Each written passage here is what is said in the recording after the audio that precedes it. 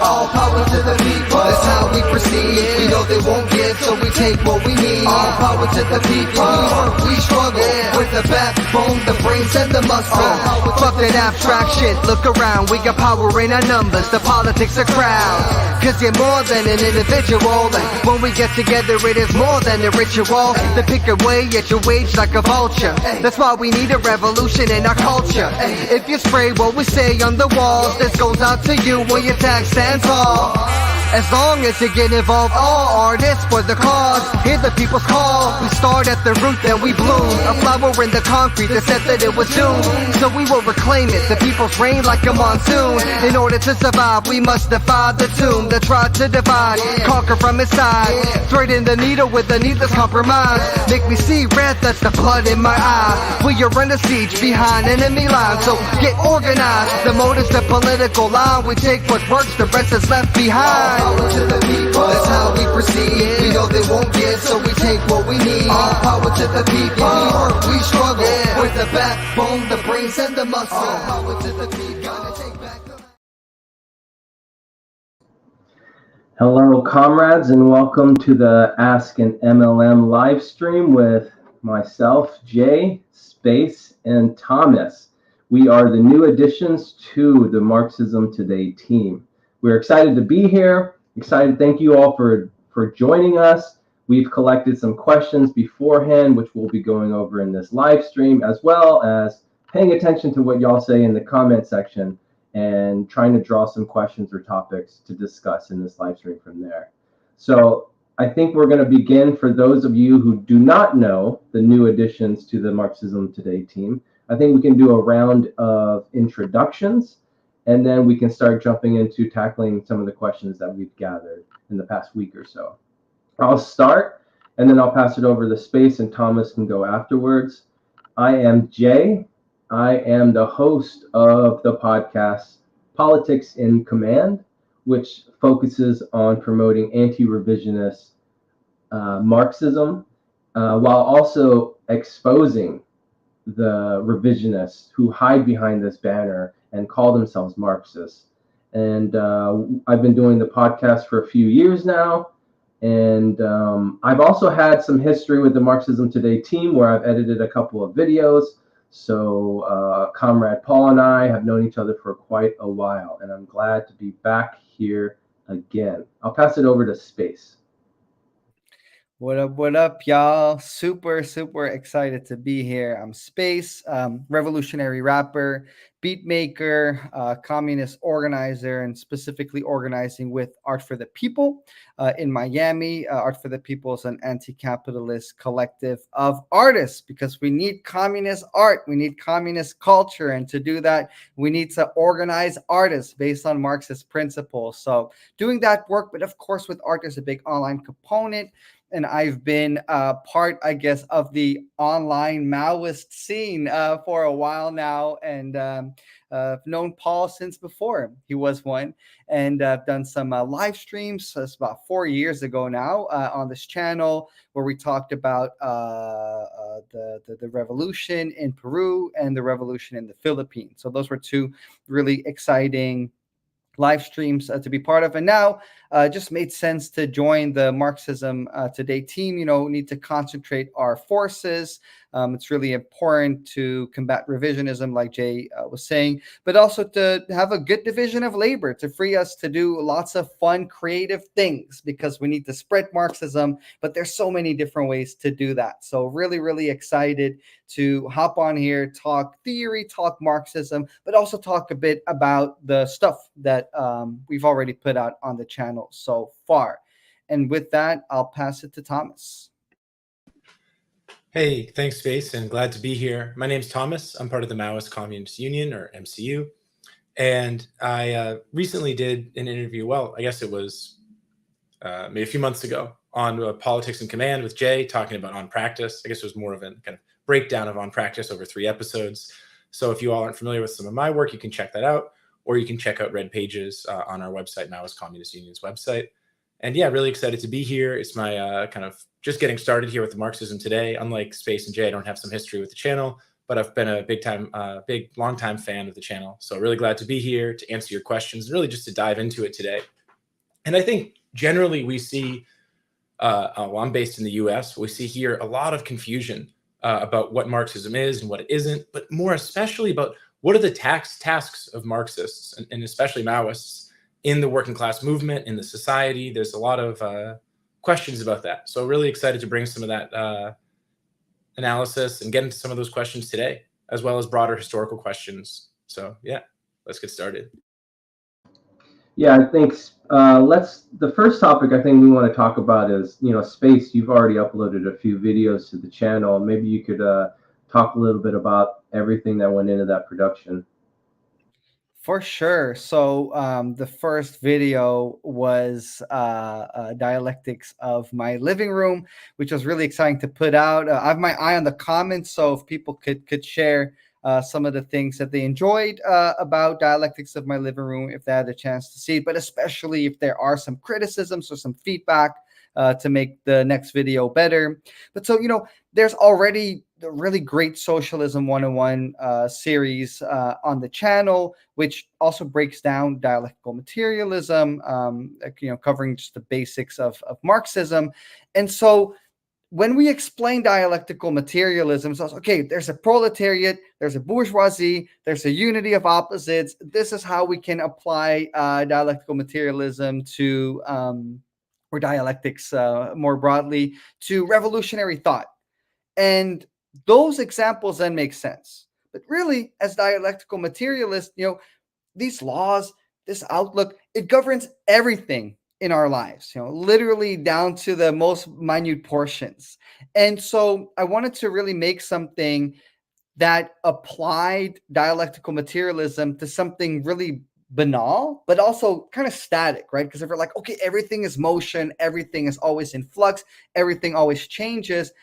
There was one time after, reading On Contradiction with some comrades, and Mao talks about unity of opposites, and I had some questions of like, okay, well, is every contradiction a unity of opposites? And then I was like, let me just try to apply that to the most ridiculous things. So I was like, okay, well, I was looking around in my room because that's the first thing people look at. Well, is there a contradiction between my table and my chair? I start to kind of think through that, like, in what way? Okay, there's identity, there's difference, but is it a unity of opposites? Do they dictate each other's motion? And start to really think about that. And I figured that was a helpful way to apply dialectical materialism to our lives, because something we do in Art for the People and in trying to organize comrades is really talk about what we call internal contradictions. These movements of opposites are like, ooh, I want to organize for revolution, but I also want to play video games all day, and some of those things is like, all right, well, those things move in opposite directions. And so we try to get people to think about their internal contradictions, their internal kind of wrestling that push their lives and themselves into different directions. But in order to be able to do that, to apply dialectical materialism to yourself and to your own life, we need to be trained to apply that to everything. And so my line of thinking was, well, if we can apply dialectical materialism to our living room, then we can do that to almost everything, right? Or at least with the basis, because it is very tricky. And so when I read the comments, I was surprised actually to see a lot of people say, "Oh, this was like such a great primer and such a basic video explaining dialectics."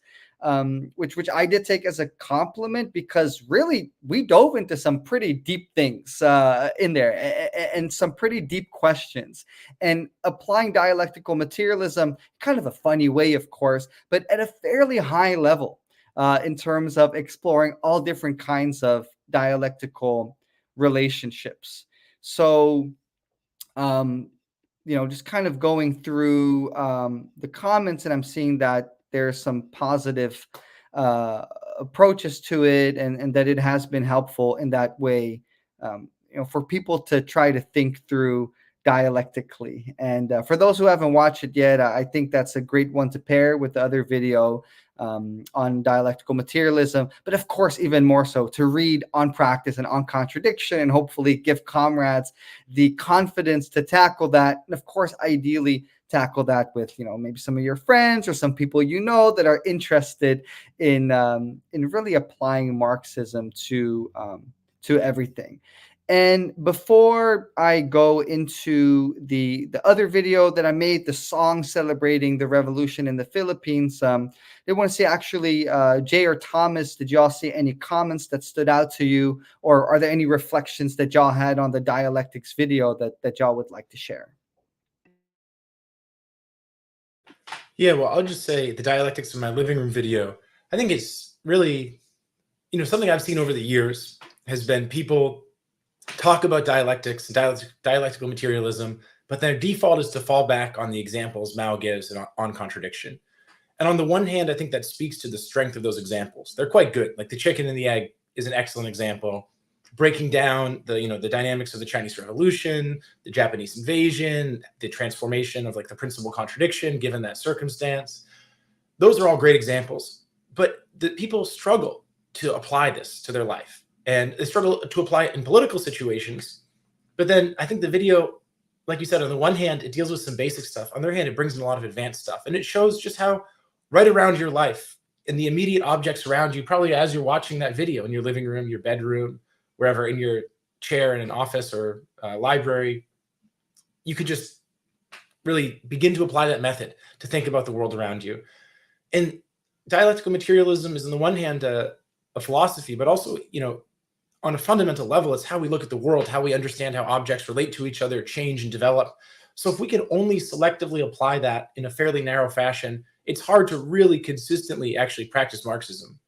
So I was really very just impressed by the video, both the quality of it and everything, the content, the editing. So not to just praise you to the skies or anything, but it was awesome. Really, it was great. And I watched it a few times through. And because it deals with both more basic concepts and more advanced ones, I felt that people at various levels could really get a lot from it. And it's kind of something you can come back to again in a few months and be like, oh man, I missed a few of the things that you were saying about, what was that about the mask line in your beard and what level of abstraction? That's some complicated stuff, man. It was awesome. Yeah, I don't have too much to add. I think some of the questions in the chat are very broad questions that have to go back, and it's going to take a lot of time to even answer those. But I'll just say something about the video and then maybe suggest a couple of maybe readings for people to look into. But yeah, again, just to piggyback off of Thomas, it was a very creative way.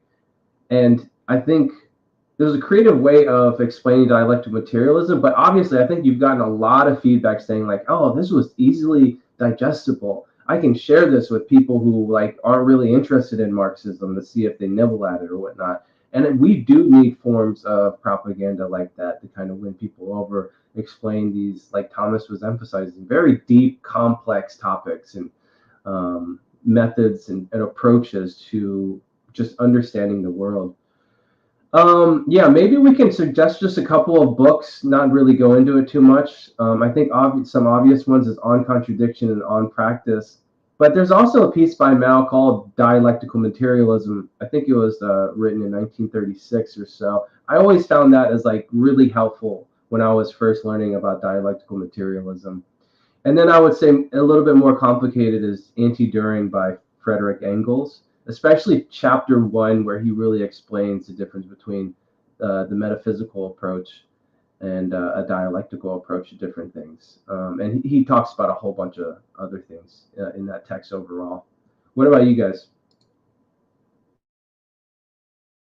Yeah, those texts I think are really great, and especially some of these things are gonna remain complicated, and there is a thing of kind of going over it again, maybe then taking a step back, learning about some other aspects of Marxism, going back to it, and especially studying collectively. I'm always like, if you're not in a study group, join one. If there's no study group in your area, start one. It's very, very important to tackle these things collectively, because there are, so, I mean, I've read On Contradiction many times over these past years, and only feel like, oh, I think now I'm really starting to get it. I'm starting that process. But yeah, Thomas, I don't know if you had any recommendations, or if we could just go over to the Filipino song. Yeah, well, two quick ones. One is Mao has a discussion, really, talk on some questions in philosophy, which is excellent. It's not a systematic presentation on philosophy, but he talks about a bunch of philosophical concepts. And if you've read a bit and you have some questions, that's a good place to go. It may not give you a comprehensive answer or breakdown in the way On Contradiction and On Practice do, but it will open up a few lines of inquiry for people, get you thinking about a few things you may not have thought about before. And the second one, and this one is more advanced, but is Lenin's Materialism and Imperial Criticism. Now, that text really actually attacks the foundations, philosophical foundations of postmodernism, which are identical, really, to the things that Bogdanov and Lunacharsky and other people in the Bolsheviks, who were basically pulling away from Marxism philosophically, or I guess abandoned it philosophically and were pulling away from it in other regards, were putting forward. Those kind of people, what they were putting forward really is very similar to postmodernism. And Lenin makes the point what they're putting forward in their time is actually similar to the reactionary Christian philosopher Bishop Berkeley from England from a few centuries prior. So this postmodernism stuff is really not so new. Now, that text is more complicated, really is. It requires some understanding of Kant and a few other things. But if you're reading through it, you're confused. The Stanford Dictionary of Encyclopedia of Philosophy, I think it is, has some kind of explanations of the basic concepts some of the philosophers put out that Lenin's critiquing. And even though those are limited, they're not a dialectical materialist critique on the Stanford Encyclopedia. It's a good reference if you're reading through that and struggling. And in general, I'd suggest people check that out when reading what Marx or others have to say about bourgeois philosophers, just so you have a little bit of context, because I'm not going to recommend, if you're just getting into philosophy, you go and try to tackle Hegel or Kant or other things. But definitely Marx obviously was quite proficient in their theories and critiques them a good deal. Yeah, I like that. From Bishop Berkeley to the campus of Berkeley. It's the line that was followed there. Yeah, so I think these are some really good suggestions.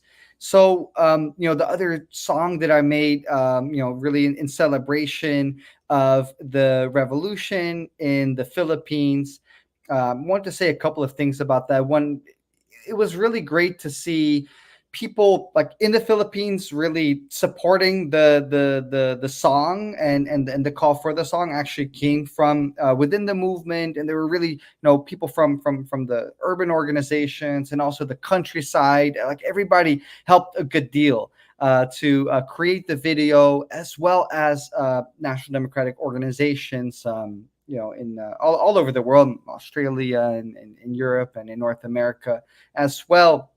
And to me, it's interesting because, when you watch, for example, I can't believe the documentary, the name of the documentary slipped by my, Harlan County. When you watch Harlan County, there's a theme song for everything they do. They go to New York and they're like, well, we went down to New York. Like there's a theme song for everything, and there was really this infusion of the movement and the artistic and the artistic project. So there were artists came from the movement, and they were making music about the movement, which then strengthened the inspiration and the unity within the movement, which is really what we want art to do.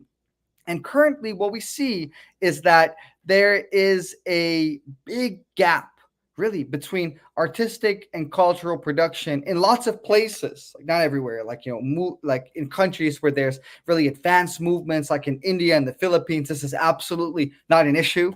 Just speaking more broadly, really about the mainly in the imperialist countries, that there is this big gap.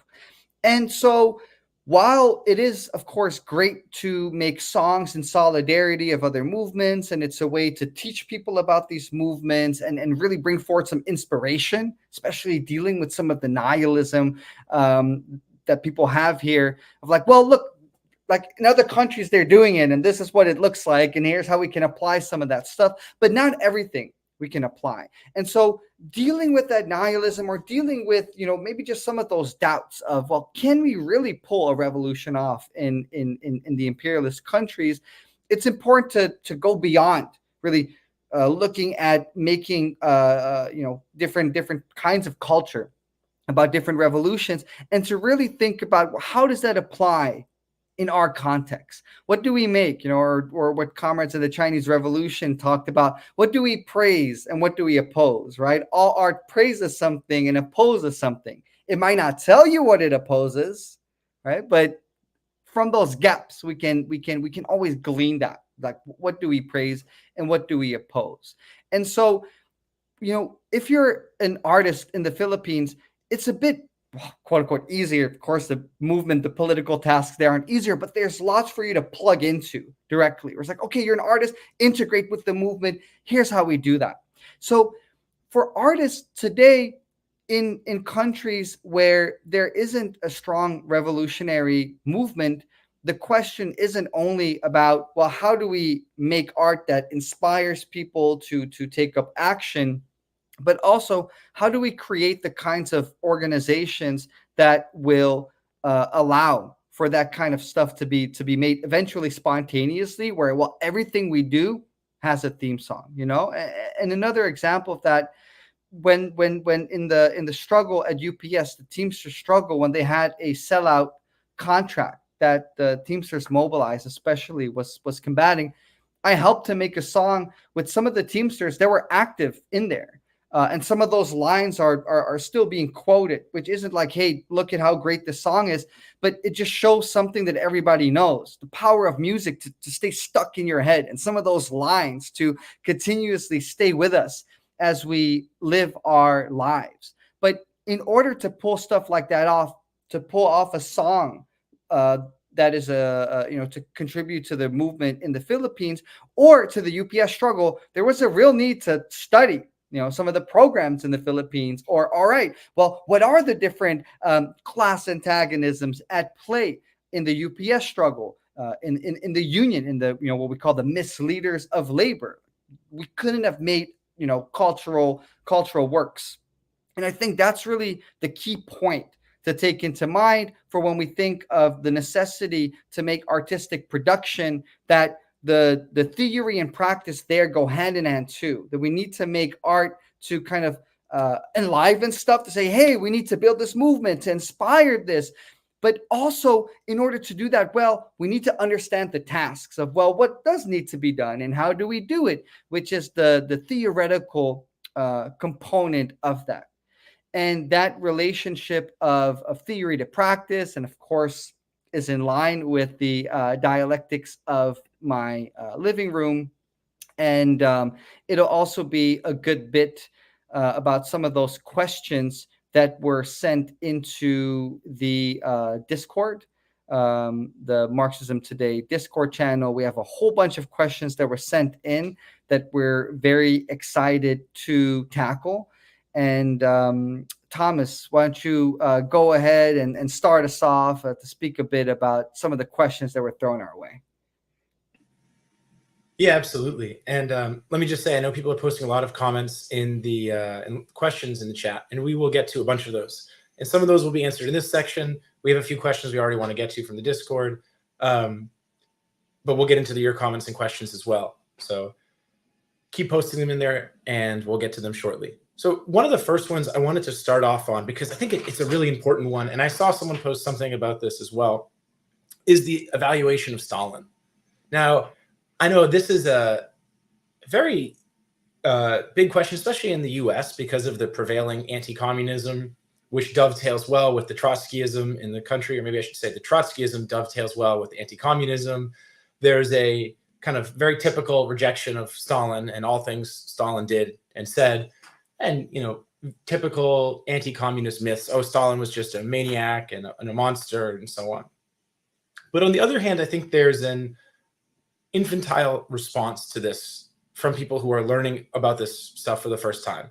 And that's, or maybe infantile is too harsh, maybe immature, because people realize, okay, yeah, Stalin is not this monster the imperialists and the Trotskyists are saying he is.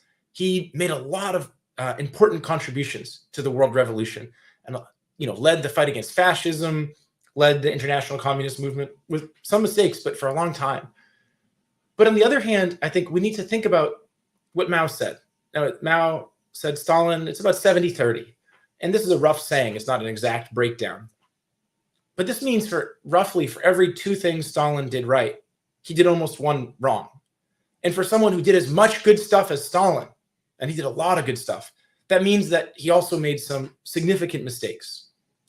Now, initially, Mao said when Khrushchev gave his secret speech, or not so secret, but at the 20th Congress, denouncing Stalin, there was a feeling in the Chinese party, oh, maybe this is an opening up to finally be able to raise some criticisms of Stalin's shortcomings, some of his mistakes. They had seen those firsthand in China, and I'll get into those in a minute. But on the other hand, it became very clear quickly that Khrushchev was not serious about actually evaluating Stalin's mistakes and sought to blame all of the prior problems on Stalin and use that as a scapegoat for bringing in capitalism, restoring capitalism, and establishing the USSR as an imperialist power.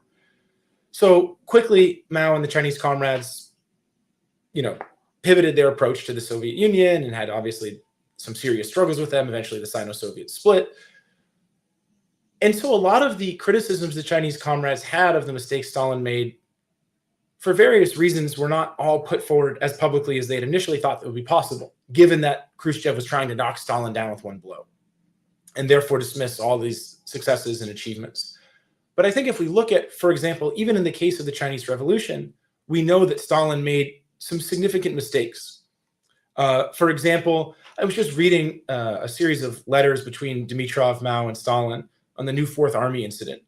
For those who don't know, during the Second United Front with Chiang Kai-shek in the Kuomintang, it became clear to the Chinese Communist Party that Chiang Kai-shek would soon attack the Chinese communists and break the United Front. And he eventually did in what became known as the new Fourth Army incident. And they were able to handle the situation, but a lot of comrades were killed because of this. But if you read the letters, actually, the Chinese Communist Party was wanting to take proactive steps to stop this from happening. And Stalin and Dimitrov, really deferring to Stalin, advocated, let's wait. And this inaction emboldened Chiang Kai-shek. Whereas if they had proactively really dealt with this, they could have prevented him from attacking and kept that United Front stronger and been able to divert more of their forces towards fighting the Japanese imperialists. Now, that didn't defeat the Chinese Revolution, but it's also important to consider later that Stalin advocated that they not go forward with a civil war against Chiang Kai-shek, and they accept a partition of China. When Mao visited Stalin a few years later, after the successful civil war in 1949, Stalin admitted he'd been wrong about that. But there are numerous other instances where Stalin made similar mistakes. For example, even in the US, Stalin and Dimitrov supported Browder in his decision in 1943 to dissolve the Communist Party USA, which, it makes no sense to me why that decision was made. And that was a big mistake. I know the Communist Party was in a bad place in 1943 and had really consolidated around Browder's line, but the dissolution was the final step in that direction. And there were people who were fighting against that and wanted to oppose that dissolution. And I say all this because we have to be square about these mistakes, and especially the mistakes made not just in the Comintern, which I've really been talking about, but also the mistakes made in the USSR. In some of the efforts, not all of them, but some of the efforts at socialist construction, there were clearly shortcomings and problems, which laid the ground for revisionism. And Stalin, he was not a revisionist. He fought tooth and nail against efforts to bring back capitalism and against various bureaucratic distortions and so on that people were promoting. But at the same time, he was unable to, as Mao put it, really rely on the masses of people to take up this struggle. He didn't have faith in them. And there's no way without having that powerful check of the masses and mass organizations to really properly expose all the capitalist rotors. And so many of the people in the party who, like Khrushchev, oversaw some of the purges and the handling of counter-revolutionaries and capitalist rotors themselves were capitalist rotors and used that position to advance themselves and ultimately be in a position to restore capitalism after Stalin died. And this is complicated.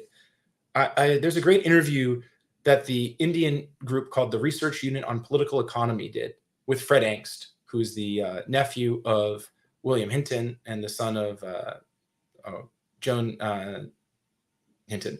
And sorry, just brain farted for a second there.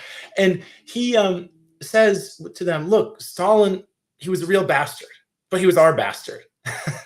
And Fred's a kind of tongue-in-cheek guy. He's pretty funny. But what he's driving is, look, he made some real mistakes. We shouldn't uphold those mistakes. We should uphold Stalin overall, but we have to do so critically. Now, what my remarks here are far from a comprehensive analysis of Stalin's strengths and weaknesses, his successes and failures, his contributions overall.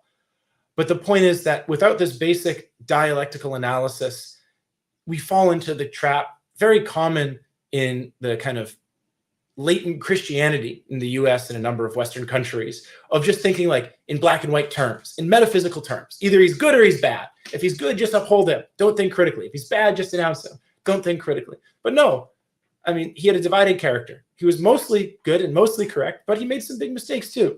And let's not shy away from those. And this is not just a question of historical analysis. This is a question of our practical tasks. And it's a question, and it's tied to another question I saw asked in the chat about the nature, for example, of the Comintern in democratic centralism, in the international communist movement, and all these things. And I won't get into all that right now. Maybe I'll pause there for a minute because I just said a lot about Stalin. I feel like, on the other hand, it's just a little bit because there's so much more to say about this topic. But I don't know, Space or Jay, if you want to jump in on this one. Let me jump in and see what you might think about this. I think there needs to be more study of Stalin, his mistakes, his contributions. And I think people who are drawn to Marxism and communism and socialism in general kind of overcorrect on how to address Stalin, because since there's so much propaganda on Stalin that the fascist, capitalists, and liberals will use to downplay all of Marxism, I think people kind of just avoid talking about Stalin at all and just say, oh, he was great. When I think there needs to be a thorough analysis and acknowledgement of his mistakes. I've always thought about it. This probably wouldn't happen for a while, but I do have something in the works of trying to do an episode on Stalin to really kind of talk about this stuff, because there's not really good stuff on there on Stalin. I can name a bunch of other podcasts and YouTube channels that really just don't provide like the short analysis that you just gave, Thomas, that really kind of goes a little bit deeper underneath the surface about the mistakes that he's made. And so I don't know. Do you think, I'm kind of opening it up to a question to y'all. Do you think that's kind of the problem right now? I mean, granted, the low level of communist forces and Marxist forces in this country plays a role in tackling Stalin. But do you think generally that there's this overcorrection of either avoiding talking about Stalin and learning about his history, and then maybe just saying like, oh, he was just great, if you hate him, whatever, whatever kind of arguments comes out of that? Yeah, absolutely. I think there's definitely the overcorrection. And yeah, I think it's the one hand, the low level of the Marxist movement. There hasn't been really grappling, not just with this question of Stalin, like in a serious way in a while in this country, but there was some debate over this more in the 60s and 70s in the US. But also just there's been similarly mechanical and immature views and takes put out on a whole bunch of other questions, which again, I think is typical in an early stage of development of the Marxist movement, or redevelopment, restarting, reemergence in a country. And I saw one comment in the chat just to tie this in. Someone said, I think maybe referring to us, but I think it's a broader problem of people mostly just reading Mao and not reading much of the other classic Marxist leaders, Marx and Engels and Lenin and Stalin. And without that broader perspective, and especially also without learning about the Comintern and the First and Second International, it's hard to really have clarity on what to do right now in your country, wherever you are, whether it be in the US or in another country, because, it is an integral whole. It's not just Maoism. We say MLM, Marxism, Leninism, Maoism, and we have to really fight to get that broader perspective. And I know myself, even, maybe a little bit over a year ago, someone was sharing with me some of Marx's writing on the unions. And I was like, wow, I really actually have not read nearly enough about Marx's writing on the role of unions in the revolutionary struggle. And just going and diving deep on those opened up so much for me. I think it just realized, I mean, we constantly realize, like Mao says, how childish and foolish we ourselves could be. We think we know a lot or think we have a good sense. And like, you realize, wow, I've got so much more to research, so much more to learn. So having that humble attitude is important. But sorry, I'm kind of trailing off from your main point or digressing from it. Yeah, I think the problems with the lack of understanding of Stalin are symptomatic of the broader problems of the immaturity of Marxism in the US right now. Yeah, well said. And I think it's also interesting because that one-sided analysis was also showing up in the Soviet Union with some of the stuff that Thomas was talking about, and even really looking at the cultural side of things with socialist realism, for example. That was a real victory, and it's in its generality of like, okay, we need to make art that is true, that speaks to truth in society, and that is staunchly on the side of the proletariat, right? What Mao was talking about is like in talks at Yan'an Forum, proletarian utilitarianism. It's like, all right, well, what has utility for the proletariat is good for the proletariat. What has utility for the bourgeoisie is good for the bourgeoisie. And that at a very high level of abstraction, that's helpful to look at and also to kind of break through some of the BS, right? Especially around art, where it's like, well, it's a little bit of both, and breaking through that relativism. And so socialist realism as an answer to some of the early 20th century movements like surrealism, like expressionism, some of those things, it was really great in saying that no, art needs to be political. Art has a very important political role in excavating the truth, in showing some of those things that we can't directly see. Right? Talking about social relations. Well, it's hard to see a social relation, but when we make art about it, when we explain it through art, there's a whole new level of visibility that we can dig into. And so there was a lot of value in putting that forward, but there were still a lot of shortcomings with that, where there was in the Soviet Union a one-sided approach to socialist realism, and mainly confusing realism and naturalism. So, when we talk about naturalism, it's like, all right, well, if I want to draw this cup, then I'm going to draw it the way that it is, right? It's natural. I'm not going to change the color, just the way that it appears in nature, in reality. But now let's say I want to express that this is my favorite cup. Then, I might draw it a little bit bigger than other cups if I put it next to a bunch of different cups, which is still, it portrays the reality, but at a different level of abstraction, because it shows kind of my preference. But my preference is true. This really is my favorite cup, so it makes sense. And another example of that is, let's say we have a relationship between a boss and a worker. So if we have a naturalist depiction of this, that we can just portray the worker and we can portray the boss the way they appear on a factory shop. Cool, that's the way it is. Don't have to think about it even more. So socialist realism can apply other artistic forms to really bring out the truth of this relationship. So actually, we can use expressionistic forms, for example. Maybe we can give the boss some red laser eyes, right? Or like an elongated shadow, or kind of give him fangs to portray the extraction of surplus value, or some of those things. Now that's not naturalistic. That's not how the boss appears in material reality. But if you look at the social relation between a worker and a boss, then you are explaining the truth, right? So if we would give the worker fangs to portray, okay, the worker's extracting surplus value from the boss, well, it's not socialist realism, because we're not explaining the truth. Now, some people in this discussion, like Bertolt Brecht, a German revolutionary playwright and poet, they were trying to tease out some of the stuff and engage in those debates, which on some level, never really became the dominant line in the Soviet Union. And I think that's a way where it shows that, okay, it's great. They applied socialist realism. People like Zhdanov, helped to explain what it is, to put some strong lines forward. It really helped to clarify the tasks of artists. But with that, there was a one-sided approach. Now, does that mean that we say, do away with socialist realism? We don't need any of that crap. No. Does that mean that we're just going to apply it the way it happened in the Soviet Union? No. Maybe we can even apply a similar formula of it. Well, 70% was right. That's what we'll take it. And the stuff that was too one-sided, was applied too mechanical, we can leave aside.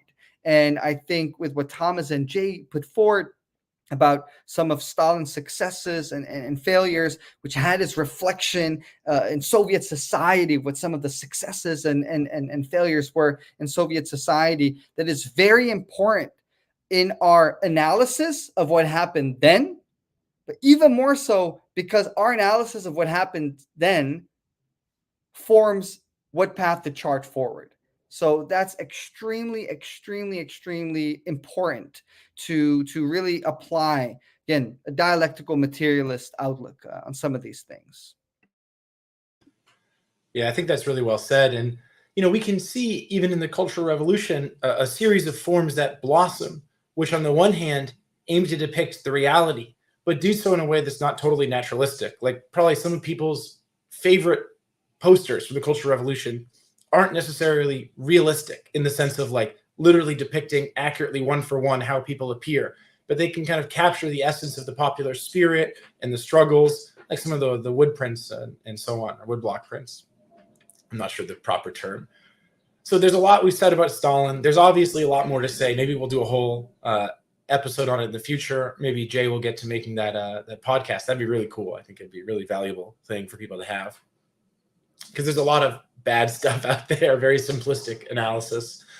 But I want to go forward from the Stalin question to another important question that someone raised. Now, this question is asking us to elaborate on the CPUSA's errors in organizing within the CIO, the Congress for Industrial Organization, and what led to these errors, and what was the some alternatives, the paths they could have taken. So this is a complicated question. I also want to give some background. My guess is a number of people, A, won't be so familiar with this stuff, and then B, I think adding some background will help to clarify the relevance for comrades in other locations who aren't in the US. So first, just to say, the Communist Party USA, when it got started, it kind of saw, in line with what Lenin writes in Left-Wing Communism, kind of twofold tasks within the union movement.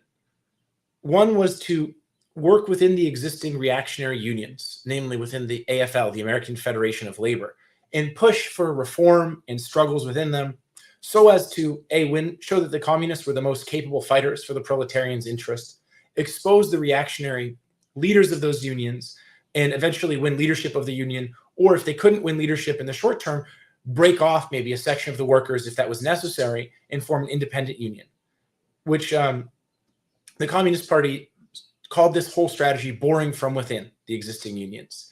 And they simultaneously argued that there was a need to organize the unorganized workers, especially in dialectical relationship to boring from within the existing unions.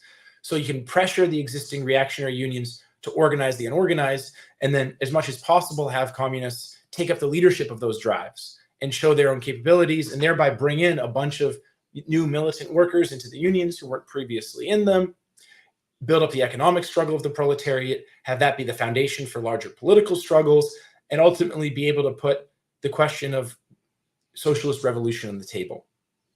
And there's a lot more to be said about their strategy, what worked and what didn't work in that period. After about 1929, they really pivot away from their boring from within and form an organization called the Trade Union Unity League, which at its peak had around 150,000 workers in it, which sounds like a lot, but was actually a pretty small subsection of the working class movement in the US. And they later concluded, and the Comintern concluded, that they made the basis for unity for this Trade Union Unity League, these unions that were in it, too narrow. They wanted the basis to be supporting revolution. These were kind of red unions. And part of the problem there was that that's not inherently wrong to have unions where eventually the kind of workers in them, as much as possible, support the revolution, but it just wasn't the movement wasn't developed enough. The working class movement itself wasn't mature and developed enough in the US for that to be the case beyond getting a few 150,000 workers at its peak. And so for a variety of reasons, a few years later, during the Great Depression, the Communist Party decided to go back into the reactionary unions and have the Trade Union Unity League rejoin the AFL. And part of or join it, I guess they'd broken off, but many of the unions in it had broken off from the AFL earlier. And part of the reason they wanted to do this was because of the push within the AFL, which the Communist Party had really been the champion of in the 20s, for industrial level unions. Now, those who don't know, there's a difference between craft unions and industrial unions. Craft unions are unions organized along a specific craft line. So you might have within a auto plant, say, 6 or 7 different unions, and each worker, depending on the trade or craft they do or the work they do, is in a different union. And this is a bad system. I mean, it's a system which generally arose out of the kind of early development of the proletariat and the specialized labor that was done, but it's a very bad system for the workers. It's great for the capitalists because then you have generally 5 or 6 different unions. You can pit them against each other. You can pit the workers against each other. You can have them all on different contract schedules so they can never all go on strike together unless they do a wildcat strike, which people will do sometimes, but is more rare. And so the craft union system promoted division within the working class, and it promoted infighting. And if you read some of even Lenin's early agitational pamphlets, you can see, even without a system of craft unionism, how the capitalists in Russia were trying to pit different workers against each other, the weavers and the dyers within a textile factory and so on. And so one of the big demands the CPUSA had was amalgamation of the unions. Let's bring all these craft unions together into one big union. And then that union for that industry will have all the workers in it. And then you can go on strike together. And they eventually did set some of these things up, like the UAW. And that was a huge battle they had to fight for the UAW. And for those who aren't familiar with the sit-down strike in Flint, Michigan, I would recommend go and look it up. The National Guard was called in and was literally pointing their machine guns at the factory workers who were sitting down in the factories. And there was a debate of whether they were going to open fire on them. And ultimately, Roosevelt relented and they got to form this industrial union. But the problem that the CPUSA faced is they weren't dialectical in their analysis of industrial unions. They saw only the positive side and not the dangers. Now, namely, with the rise of these big capitalist monopolies, if the unions were class collaborationist, having industrial unions could be somewhat beneficial to the capitalists. Namely, it allowed for the greater regularization of production and a kind of system of labor management cooperation on a higher level than had been possible with the craft unions.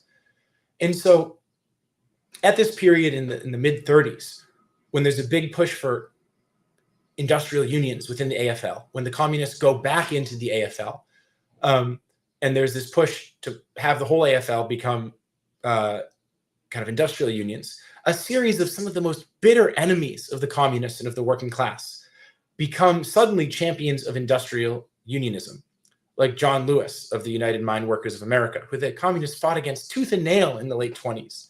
And he was just a big-time reactionary. But suddenly he's championing industrial unionism. Now, the Communist Party correctly realizes, okay, in this situation, even though this guy is a reactionary, it makes sense to support in certain degrees a united front with him so that we can win over as many as we can to support industrial unionism. But the CPUSA, they did not pursue this united front as a struggle front. So if you read Foster's biographies, autobiography, or memoirs really, from Bryan to Stalin, at the end of it you see, and there's a lot of good stuff in there, but what you see is that he argues that because these people, like Lewis, are supporting industrial unionism, they're following the CPUSA's line, which is silly because Lewis is supporting industrial unionism for a fundamentally different way and in a fundamentally different way and for a fundamentally different reason than the communists are. He's doing it because him and a section of the capitalist class and their officials within the union movement see it as a way to strengthen the class dictatorship of the bourgeoisie in the face of a rising tide of working class movement. Now, this does not mean that it was incorrect to support industrial unionism. It was absolutely correct to support it and to work within the CIO. But they did not carry on the United Front as a struggle front. They carried it on in a very mechanical way. And this, ultimately, the leaders of the CPUSA bear the principal responsibility for this. But it's important to see that the seeds of this were sown and promoted by the Comintern itself. For example, in the 7th Congress of the Comintern in 1935, Dimitrov, in spelling out his idea for the Popular Front Against Fascism, which had some correct aspects, Dimitrov argues that in order to preserve unity with anti-fascist forces and social democrats and others, the communists should even go so far as to dissolve their independent work within the unions. And what the Communist Party did with the CIO was precisely that. First, they deferred more and more initiative to the leaders of the CIO, the reactionary union leaders like Lewis. Then they eventually dissolved their own fractions in independent work. And so Lewis eventually said, because people were worried about it, you've got all these communists in the CIO, what are you doing? And he said, look, you know, who gets the bird, the hunter or the dog? Referring to, you know, his pastime of bird hunting. He's saying the communists, they go and fetch, they get the bird. They bring it to me, and then I get it. That's who really, you know, is in control here. And he was right.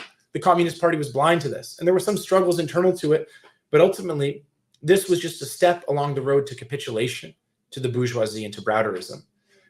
Now, I want to be absolutely clear. It was not a mistake to work within the reactionary unions. It is absolutely essential. Marx emphasized it. Engels emphasized it. Lenin emphasized it. Stalin emphasized it. Mao doesn't talk so much about the unions, but if you read what he says about capitalist countries and the path to revolution, he's clearly advocating for struggle even within reactionary institutions. And you have to work within the reactionary unions, but the question is how, and how do you maintain independence of initiative, and how do you, as the erstwhile chairperson of, general secretary of the CPI Maoist said, Ganapathy, the United Front is a struggle front. How do you keep that orientation of struggle while preserving the United Front when it's possible? And then how do you understand when that's no longer possible to preserve that United Front and when it's necessary to break? So these are some preliminary remarks. There's a lot more to be said about the history of the CIO and the successes and failures, but hopefully that spells out at least my own personal view on this. And we're discussing and debating this a lot within MCU, and we hope to have some documents out around the sometime next fall on this topic. So keep an eye out for those.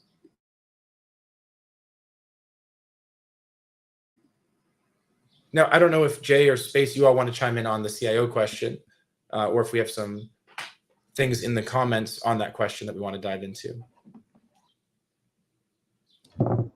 I guess I'll just say something brief because I think it's super important and it's tied to some of the ideas that I'm seeing in the chat. Is this idea of struggling. It's not just struggling against the bourgeoisie or the fascists. It's also struggling against other classes in society.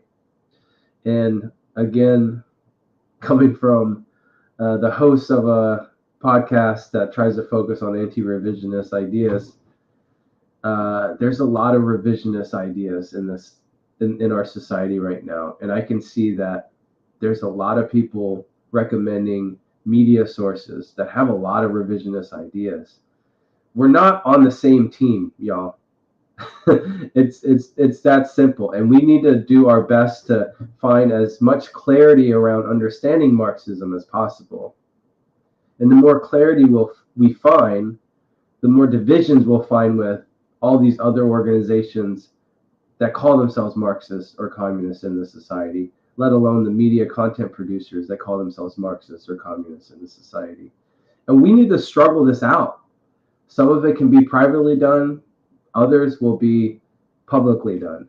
But we really need to start, just because someone has a podcast talking about the Soviet Union doesn't make them a Marxist. Just because they don't like capitalism doesn't make them a Marxist.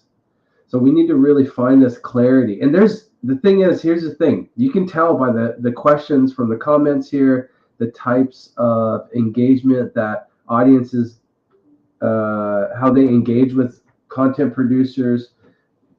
There is a low understanding of Marxism in this country. We really need to do our best to study and to put it into practice and to gain that experience.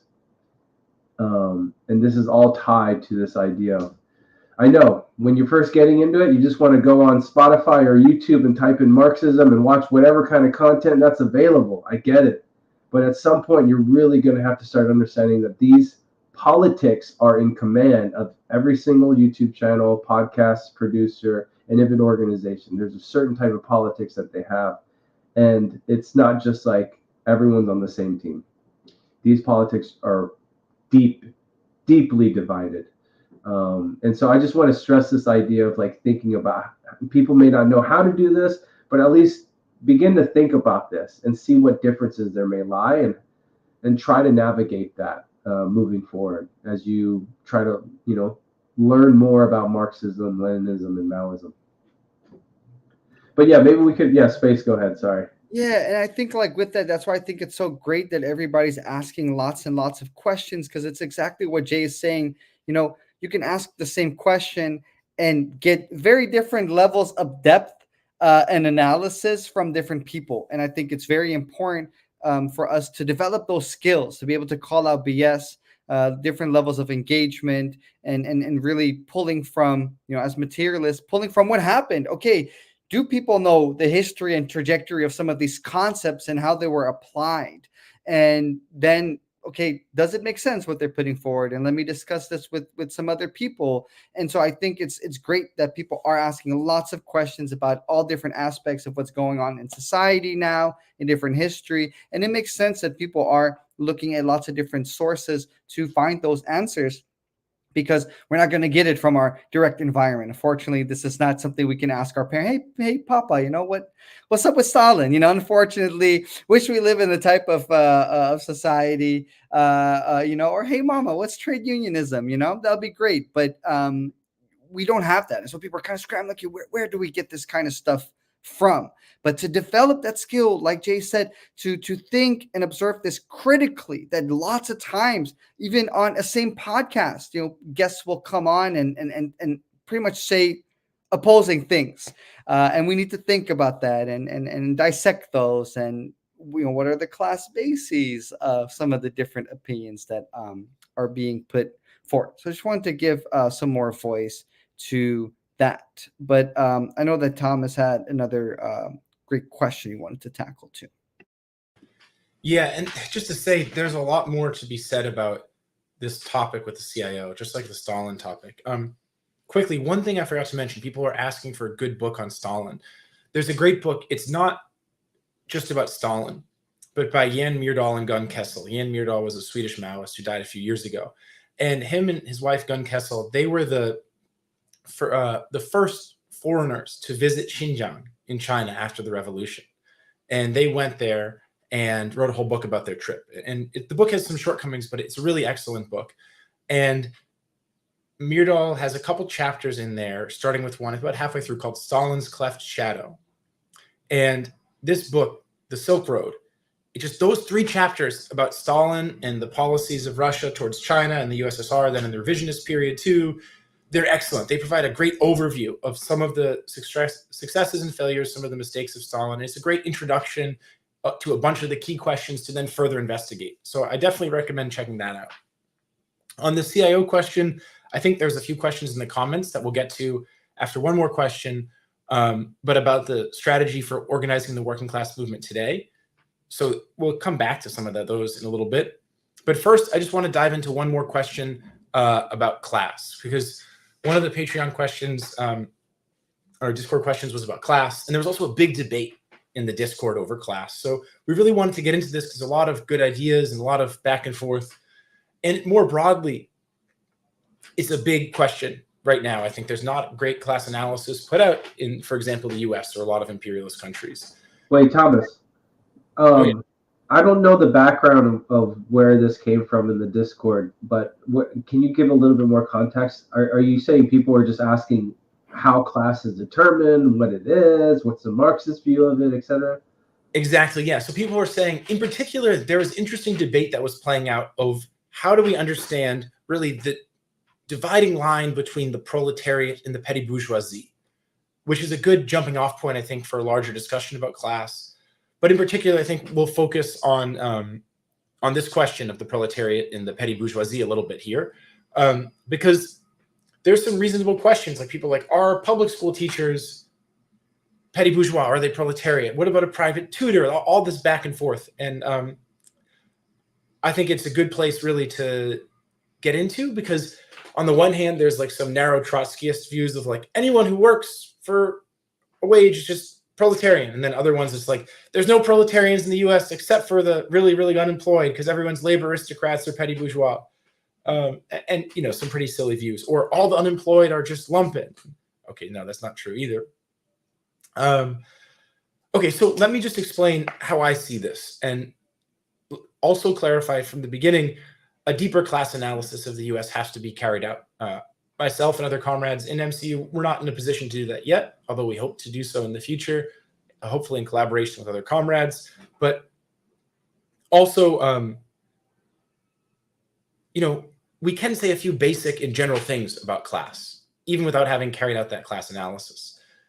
So in general, I think if we look at the model, and actually this is something that Space and Jay talked about on an episode of Polycom about Fan Shen.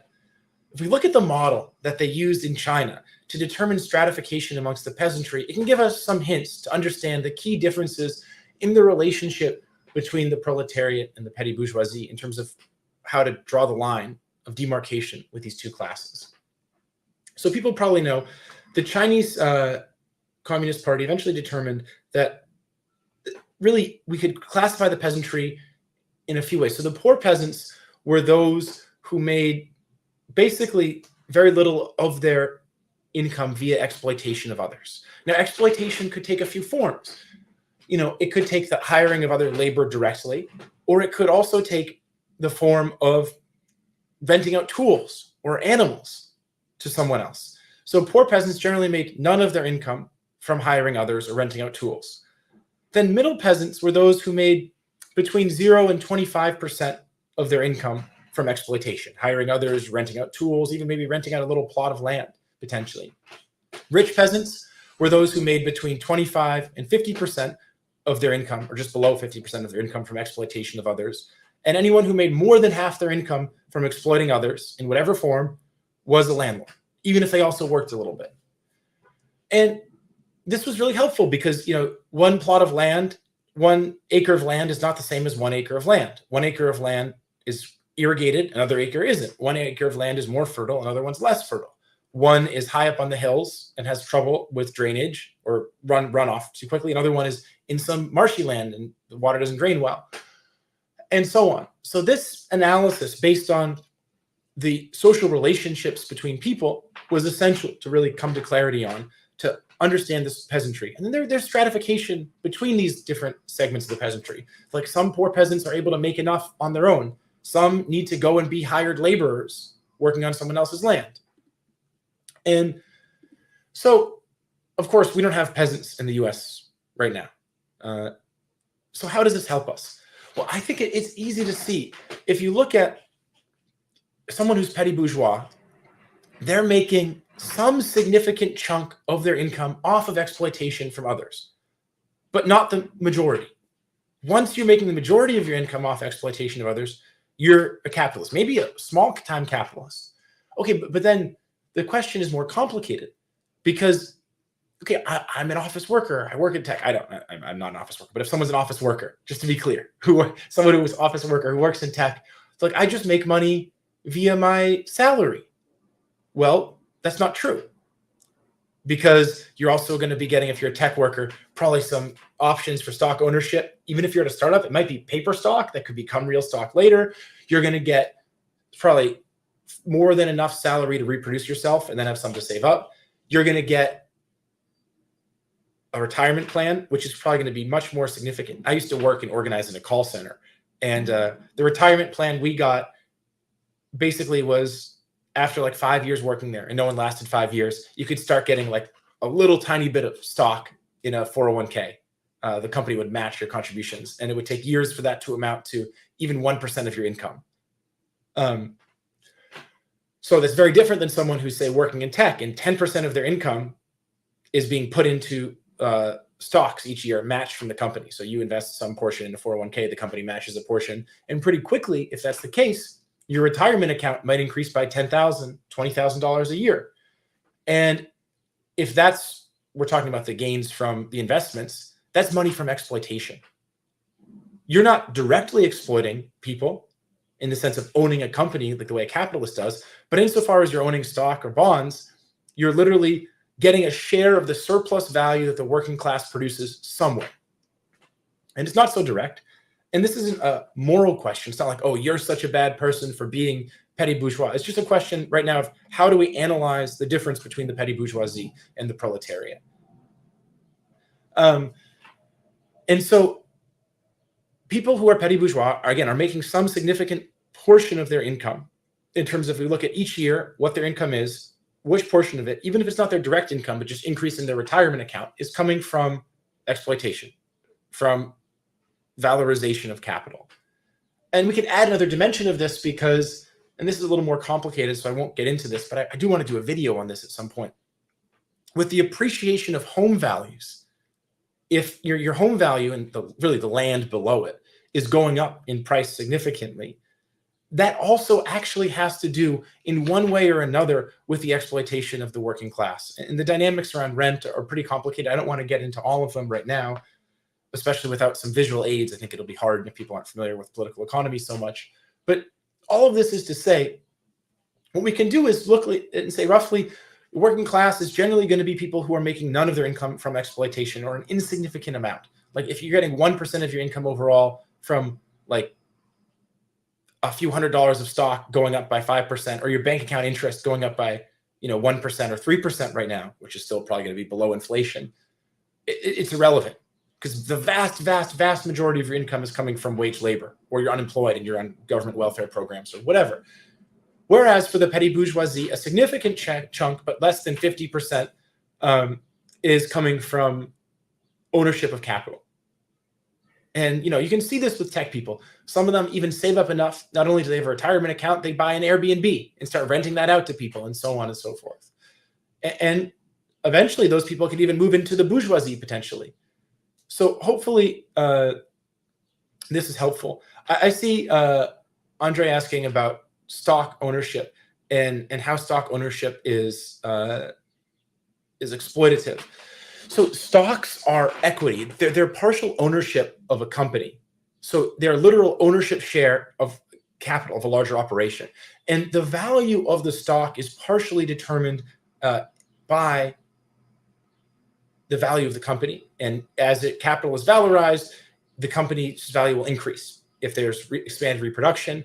Also, a good deal of stocks are called blue chip stocks. And actually, I think Apple and Google just added this. Now the big tech stocks haven't for a while, but they now have become blue chip stocks where they pay out a dividend. And a dividend is a portion of the revenue the company receives, ultimately from exploitation of the working class, which is paid out to the stock owners. So it's really unfortunate that there's not more like good analysis on this stuff.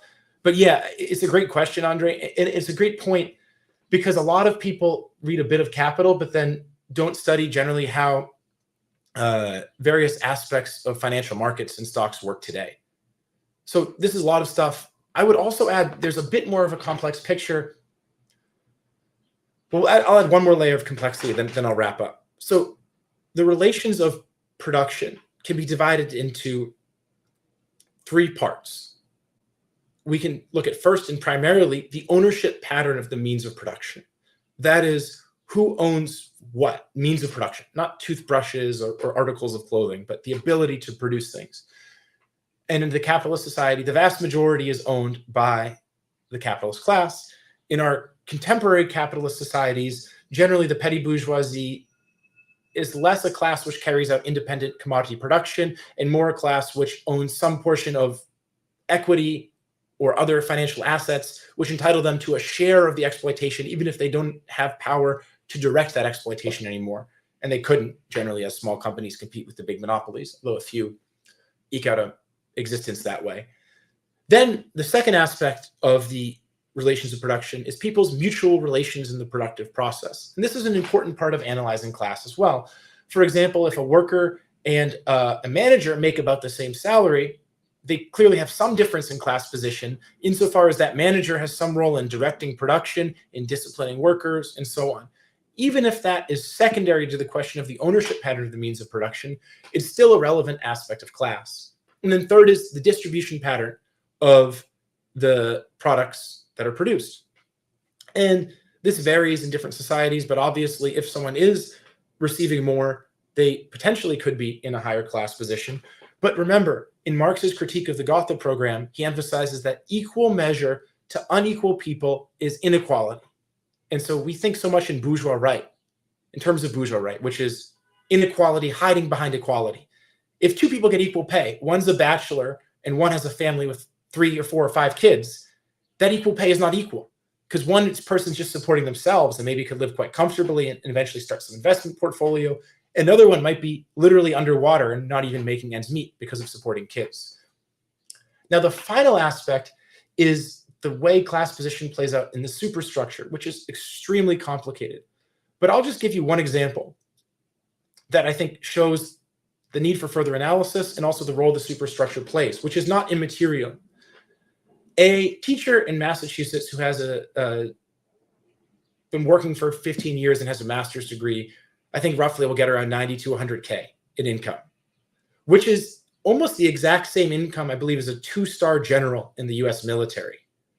But clearly, the 2-star general is part of the ruling class, and the teacher is not part of the ruling class. The teacher might have some sway, some influence, might be comfortably petty bourgeois, but they're not part of the capitalist class, whereas the general directing huge amounts of power and influence around the world is. So that's a lot. I've raised so many different points. These all need to be spelled out, written out. We'll do a video on this at some point, but hopefully that's a helpful starting point. And Jay and Space, I don't know if you want to chime in, or maybe we should go to the comments. Well, I thought it might be good to at least address one of the questions we got before this about third worldism.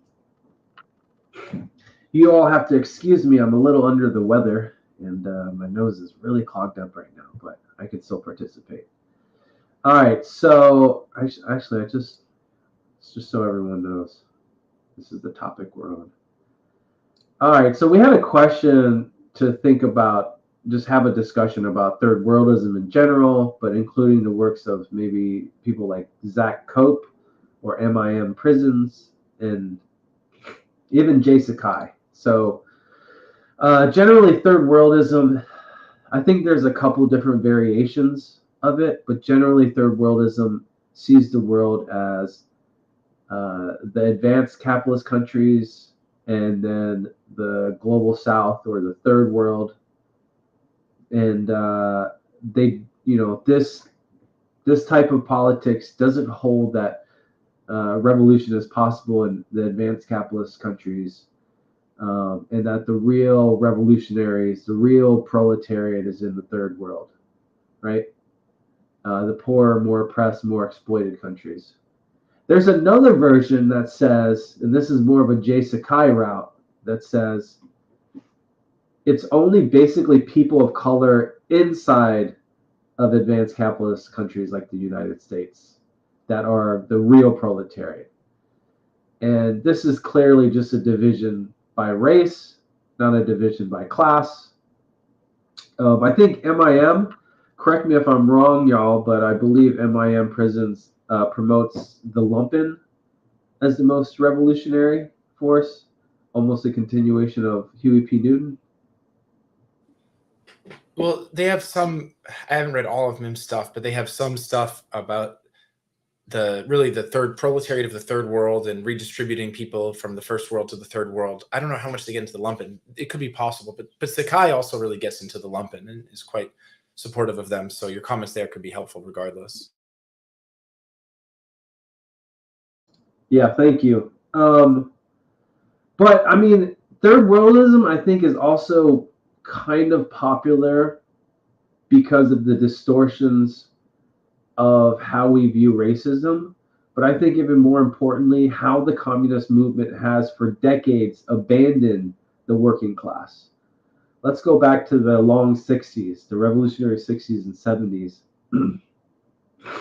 You had by that time, you had CPUSA just completely capitulate to the Democratic Party, basically, complete full-out revisionist. So there was kind of a struggle to figure out what to do. All these organizations popped up, they had some really good, serious discussions on what to do as well. But then you have very popular organizations like the Black Panther Party and Huey P. Newton's line saying that the lumpen is actually the most revolutionary force. During this time, also, the Revolutionary Communist Party, RCP, started to develop in significant ways and on correct ideas. But eventually, they abandoned the working class and basically was like, it's in the hoods, the favelas, the barrios. This is where we need to organize and find the revolutionary proletariat. And this line continues to this day, and there's plenty of organizations today that really guise themselves under Maoism specifically, but promote this most oppressed, most dispossessed section of society as the most revolutionary, all the while completely abandoning the working class. And the question about Marxism in general, or even Maoism, tied to the question about third worldism, we really need to ask the question of, okay, all of these people may be part of the general working class overall, and there's different sections of the working class. But the real question is, who is the most advanced section of the working class? Because as Lenin has stated so clearly in so many writings, that this advanced section of the working class are the ones that are more susceptible and can easily understand and take in the ideas of Marxism, the ideas of socialism. And not only that, they can spread it to the other sections of the working class as well as the other classes in society. This is incredibly important. So, who are the most advanced? The third worldists will generally say, depending on the person or the organization, will say that it's the most oppressed sections. It is, you could argue, the lower layers of the working class, the people who face the most police brutality, systemic racism, etc. But then I think the Marxist view would be that it's actually the sections of the working class that I would argue are a little bit more stable, that may be in a union or trying to organize and create a union. And there's a lot of debate on trying to identify who these advanced workers are. But as you can see, if like you're trying to organize someone in a union or trying to create a union compared to someone who is in the hood and does face a lot of oppression, think about, and I know this from my personal experience, there's a lot of less stability in the hoods for people to actually organize themselves. It's really difficult to find a consistent pattern in those areas of our society. And that's not to throw out that, they are probably some of the most oppressed sections of society. But then we need, for people to become organizers and to become the leaders of the revolution, they have to have some stability. And I know there's the precarious nature of the entire working class as a whole, but different sections have different areas and levels of stability, I would argue. And, workers that are in the industrial section of society, the industrial proletariat, workers that are trying to get organized through labor unions, these are the workers that are actually more stable and actually more open to socialist and communist and Marxist ideas. And so this is, and just to paint a picture, this is the wide division between the third worldists and I would just say the Marxists or the Maoists in general. Yeah, and just to spell out a little bit, like, and some of those workers, those advanced workers, will live in the hood, but to like organize neighborhood-based stuff off the bat, or to not try to find the sections of the working class movement who are most susceptible to the communist ideas, as Lenin puts it. It kind of ends up being, I think, a thing where people look for kind of a moral compass for where to organize. Like, let's just go to the lowest of the low. Again, the latent Christianity in the US society really influences this view. And realistically, what Lenin emphasizes over and over and over again is the worst off workers are generally, in the worst off segments of the society, including the non-working class sections, are generally not very receptive to revolutionary politics initially. So you focus on those who are already fighting the key fights, or at least some of the key fights, and those who are then able to take up communist politics themselves and spread it to others. This kind of getting into strategy a bit, so I don't want to go too much down that road, but just to point out that some of them will live in these, very poor neighborhoods, and that can be a way to then get an inroads there and later on spread communist ideology and movement there. But also, I just want to say on Sakai in particular, he's just fundamentally dishonest. Like, if you read Settlers, I mean, it's hard to read at first, I think, because it's an annoying book.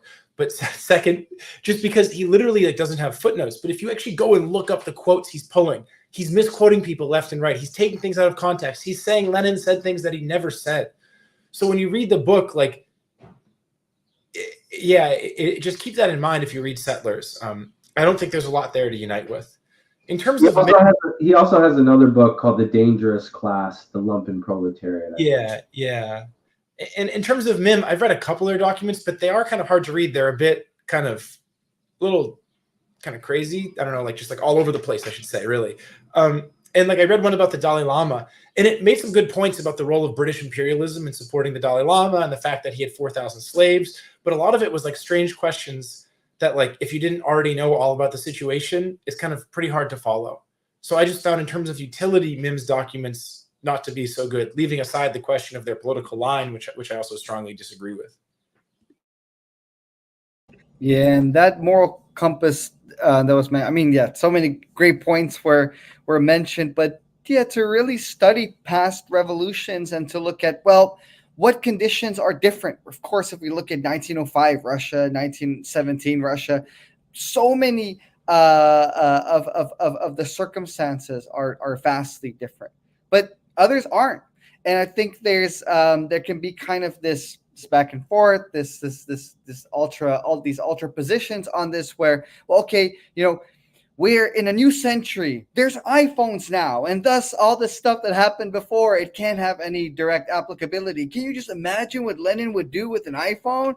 It would have blown his mind and all this kind of stuff. So of course we can't look at that too much, or to just dogmatically take on the entire strategy. But I think something that's important to think about is this ripple effect.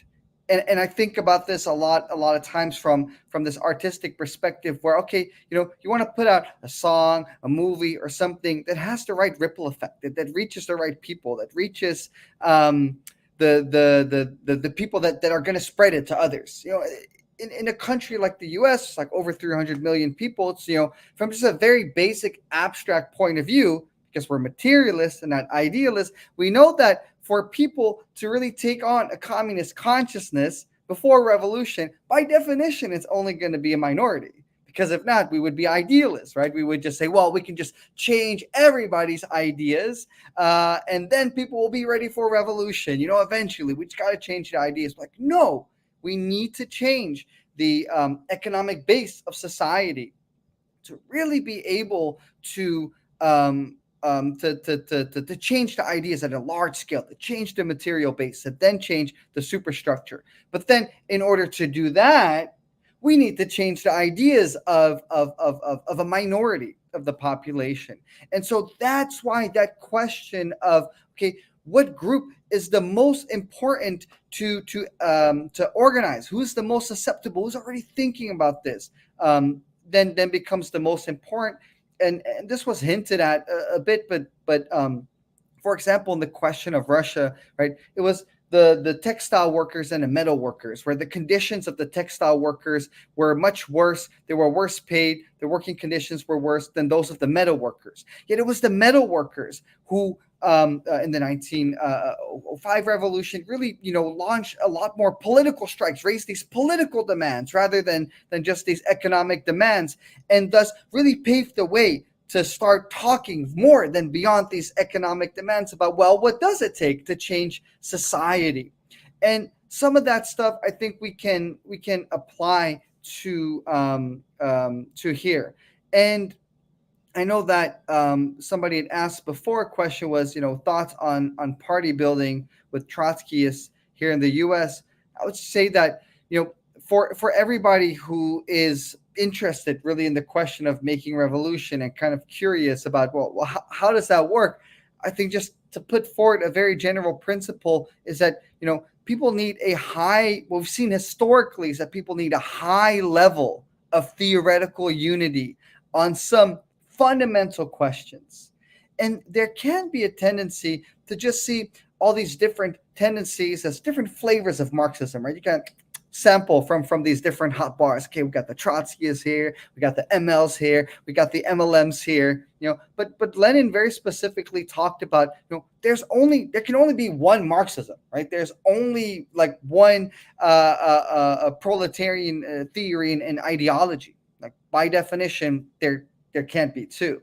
And so to have agreement on basic Marxist principles and agreement on, well, what does it mean? Like, what is the Marxist view on this?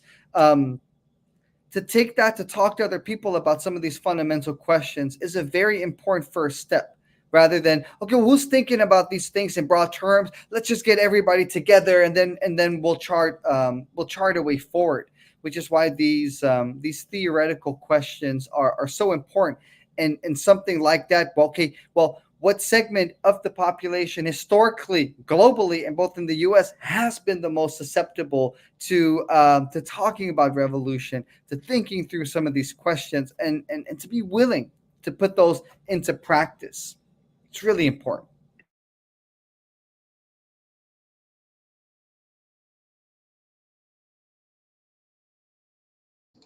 I guess let me just add on to this because I wanted to say this as well, and it is connected to what you were saying, Space, and then we'll move on. But Marxism is a science, right? Like you were saying, there can only be like one Marxism. But then why do we have 4 dozen organizations in the U.S. that call themselves Marxists and all have these different political ideas about how to wage revolution, their strategy, and like even identifying class, like I was saying earlier, who are the most advanced sections of society that we should focus on. You have third worldism. A lot of third worldist organizations are out there. But this comes down to the point that I wanted to make, is that what is the difference between a scientific analysis and a moralistic analysis, right? And so morally, and this is tied to class. You have to understand that morals are tied to the class that you come from and the ideas that you hold. They're all class-based. And so, yeah, but generally, morally, we would look at the most oppressed people in society and be like, oh, these are going to be the leaders of the revolution. But that is not a scientific analysis of society. And so, therefore, the scientific analysis is going to be different. And right now, I think the scientific analysis is that it's the industrial proletariat, the industrial working class, that are going to be the leaders of the revolution, particularly in this country. But this is the same as in India, even though they have a mass base of the untouchables, the Adivasis, the most oppressed of the oppressed in their country. In their documents, they still say the industrial proletariat are going to be the leaders of the revolution.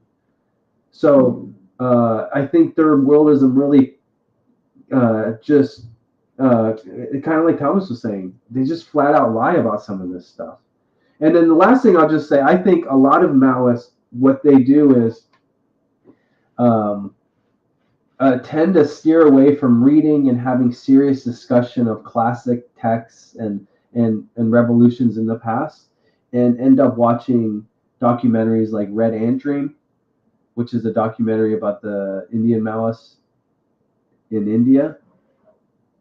And that documentary doesn't say anything about the industrial proletariat, right? It does focus on organizing the Adivasis and the most oppressed. And so I think people watch this media stuff, which doesn't go as deep as a classical written text, and certainly doesn't go as deep as a group discussion and debate over these types of ideas. But people watch these things and say, oh, this is the strategy to do it. And then you have third worldists who are just flat out liars and opportunists in all of this that influence people to kind of win them over more to third worldism and away from Marxism. Yeah, that's all I gotta say and add to that. Well, that was well said, and I just was dealing with a hornet buzzing around in my apartment, but it was a nice antidote to that. Oh no, the anti-communist hornet. Yeah, exactly. Actually, I think the NSA has little dragonflies that they look like dragonflies. They send over protests to spy on people. But this was a real hornet, at least when I crushed it. It seemed to be not a robot. So we're safe for now. Cool. I wanted to go on to a couple other questions in the chat. Maybe in particular, there was a few questions about our thoughts on the current student movement. That would be good to get into, if that sounds good to you too, because I think it's really important what's happening. And yes, I'll get started. I think we have to see there's a bit of a twofold thing going on with these student movements. I think overall it's very positive. The students setting up these encampments and really taking some strong stands around Palestine, and the level of repression they're facing is very high. I mean, in 1968, students at Columbia set up a similar encampment around the Vietnam War, and it took over a week. I think it was a week before the university sent in the police to clear them out. In one day, the university, charged in and tried to clear students out. Now, I've seen, of course, there's a bunch of ridiculous smears about the Columbia students, including claiming that it was like outside agitators who broke into the building. Columbia University has been like locked down. You can't, for the whole semester almost, you can't get on campus without an ID. So the idea that like you could get in, a bunch of outside agitators are leading these protests is silly. My understanding is that other places there are, of course, a good deal of supporters who aren't students. But, at Columbia, it seems to be a lot of the students leading the charge. And historically, this is often the case, how a lot of these movements kind of around larger political issues spark in the US, but not just in the US, some stuff in China too and other things. On the other hand, we should see there's a bit of a divided character here, especially an institution like Columbia is an Ivy League school. It's an incredibly elite institution. And so part of often the culture here is that these students really believe that they should be the ones making the decisions about society. And they feel that correctly that wrong decisions and bad things are happening. But there often is, at least at the start, some real illusions about the society. And you can see this in the messaging a lot of the students put out. Like a lot of student occupations have emphasized that students shouldn't have to be doing this, that they should just be able to do their studies and things like that, which is silly because students should have to take a stand on the key political issues of the day. And there's lines like, oh, this isn't in line with Columbia's values, which, man, if you know much about Columbia University, I mean, they still have the friggin' crown as their icon, like still, or their symbol, like celebrating monarchy, but also how many friggin' CIA agents and kind of major corporate executives have come through there and run that institution. It's very much in line, supporting this genocide is very much in line with Columbia's history and its values. And so we should, not have illusions that these student movements are going to lead a revolution, or that these are even sometimes, there's a lot of baggage that comes up in the student movements. And I think we can still support the movements and we should still strongly support them, even while seeing that. And with that baggage, there's sort of a lot of confusion that spreads. Like, oh, maybe students are the most revolutionary. Maybe they can lead the revolution alone. There's not much of a working class anymore in the US. Or I saw someone saying, even in the chat, the US is deindustrialized. It's not true. The US is actually the second largest industrial power in the world after China. And the US ruling class is trying to rapidly bring back a lot more industrial production because there has been some offshoring and so on since the 80s. Thomas, let me ask you, why do you think, because I've heard this for years, that the US has been deindustrialized. Do you know the source of this, like how this became a popular notion? Well, I think in a lot of coastal cities, like in New York City, like in Boston, like in San Francisco, a lot of the industrial production is gone. A lot of the academics believe this stuff. They write about deindustrialization. And there was some aspects of that, but there's still a huge amount of it. Part of it is also the US ruling class has changed statistics during the 80s to claim that, the US is moving to like a high-tech economy. So they reclassify people who they called manufacturing workers into service workers to make it seem like there was less, and that the U.S. was a more high-tech economy. But yeah, I don't really understand. I think it is sort of a lack of investigation, because basic investigation into the economics of this country shows that there's a large amount of industrial production, a big industrial working class. And even though that isn't yet a strong revolutionary workers movement, given the setbacks we face, that's not so surprising. But let me just keep going on this point about the students, and I'll come back to this point too, because it's tied together.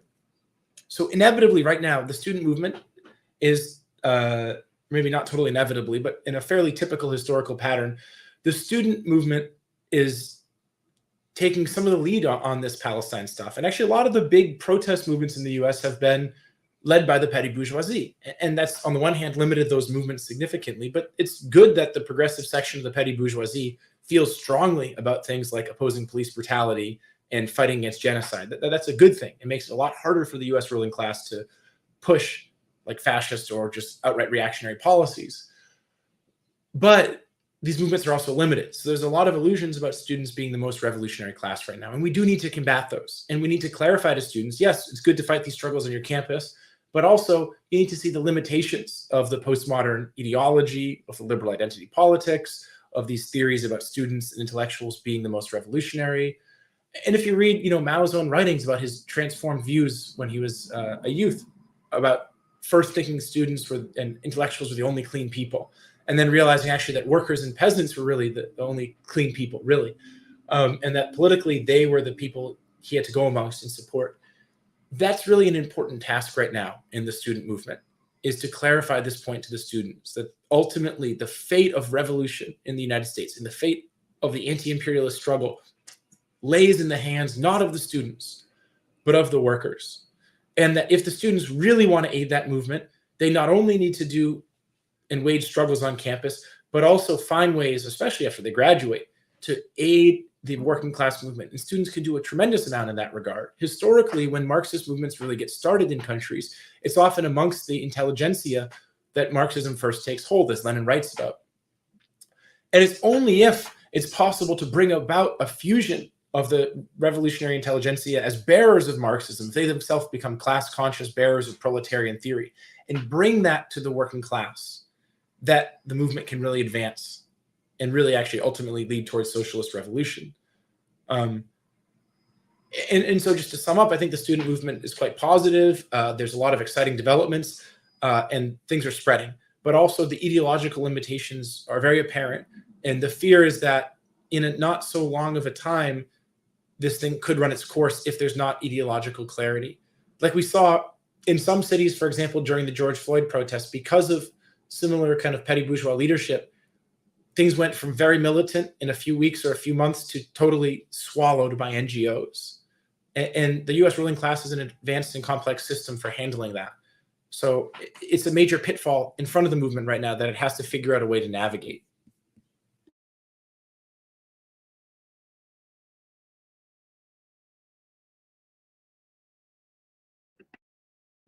Yeah, I think that there's lots of times where we see this outburst of people being really politically active, and that there really is this necessity to kind of keep a this cool, this, well, maybe like a cool head, to be like, all right, it's great, lots of political activity, but that we do look at some of the demands that are being raised, and the level of analysis, and that's just the way it is. That's objective reality. That's where the movement is. But that does spell out our tasks as people who have that broader vision of really, the necessity for revolution, and being able to talk to people about that, to broaden those demands a bit, and to also view it in the historical context where, like Thomas was saying, students have played a role kind of being bearers of Marxism, and spreading that to different to the working class, but that anytime that there was a lack of that fusion, like in Paris in '68, then the revolutionary project isn't going to end well. And there were lots of other issues with Paris in '68, but really that's starting as a student movement, and there being some limitations from the get-go already in terms of that that fusion spells out some of the potential issues that we might be running into. And I think that's a theme also of the stream today. It's like to really have a two-sided analysis and to not only look at one side, because typically that's the only side that we want to see.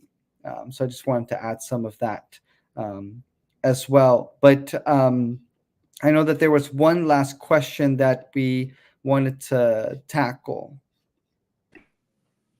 Well, I know that there's a few. Unfortunately, we need to wrap up in about 5 minutes.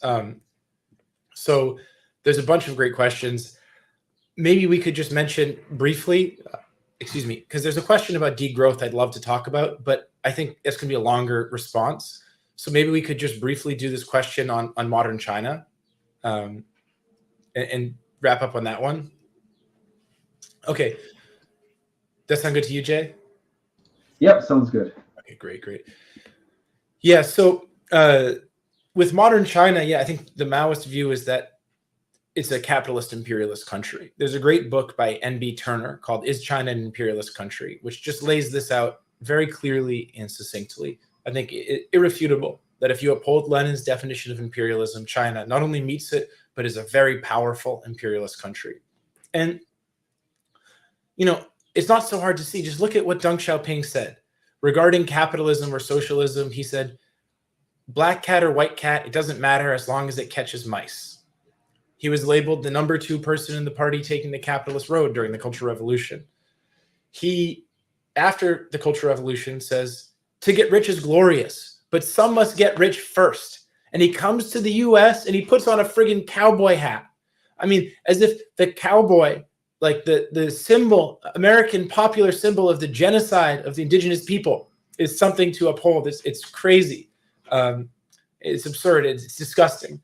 You know, Deng, he's very brutal, and very cunning, and very intelligent. But look, in terms of everything he did, people say, "Oh, well, China was a poor country. They needed to grow more." You know, it's nonsense. The growth rate of the economy. You know, first of all, you can't compare GDP because they didn't compute GDP during the socialist period, and all the GDP contributions are retroactive, and they don't account for all the services that the socialist state provided.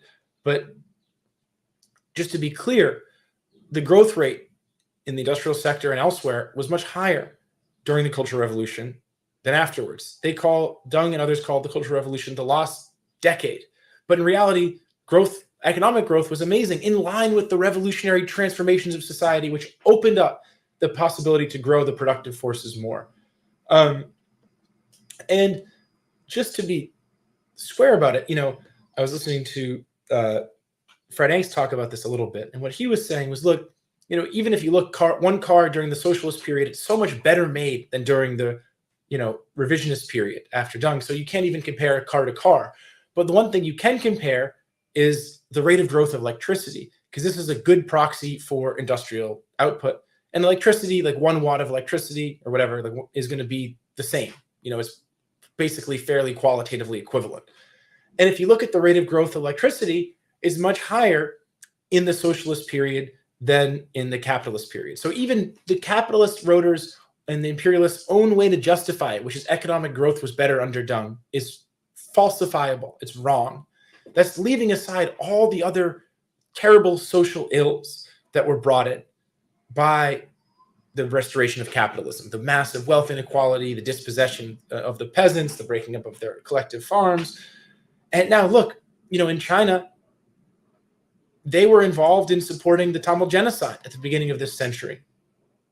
They've been involved in imperialist adventures all over Africa, sending as part of U.S. peacekeeping force or UN peacekeeping forces, and they have all this imperialist propaganda about Chinese military operations around the world.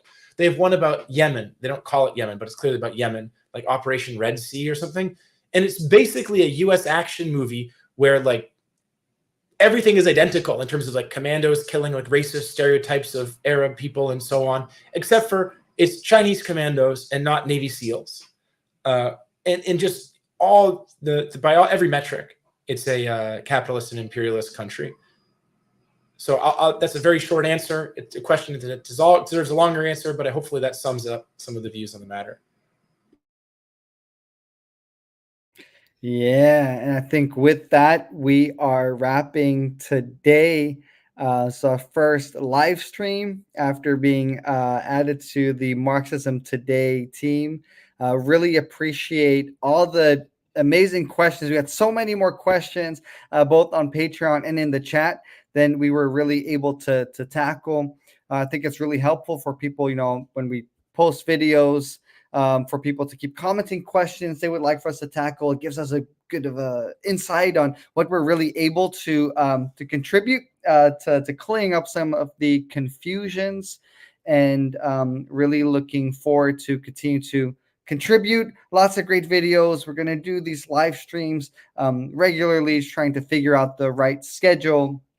And yeah, I really appreciate it today and had lots of fun. So, Thomas, Jay, do you have any last words? Yeah, I'll just chime in here and say, yeah, thank you to the already existing Marxism Today team for allowing us to join. I think a lot of people, including us, are very excited about the future of this channel and the content and the topics that we're going to be tackling. And just know that our main goal is to clarify Marxism and to build the Marxist movement up and to build the working class movement up. This is our main goals. And with that said, yeah, there's a lot to schedule. There's a lot of things that we need to do, but we want to continue to do these live streams, and a lot more content is coming because the team has just more than doubled. So we're excited for the future. Thomas? Yeah, well, just want to thank everyone for being here. I saw a lot of lively discussion in the chat. I know we didn't get to all of it, or maybe even half the questions. But it was a lot of great questions, a lot of great discussion. Post comments on the video if you watch it afterwards. Give us some questions for the future. And maybe in the future, we can do a bit of a longer live stream and get into some more questions. But I know today we're a little tight on time. So wrapping up after about an hour 45. And thanks all the comrades for joining around the world. It really is an expression of the proletarian internationalism to see people from so many countries tuning in and discussing and debating Marxism. It fills me with a lot of optimism. So peace, comrades. All right, y'all. Later. All right. Peace, y'all.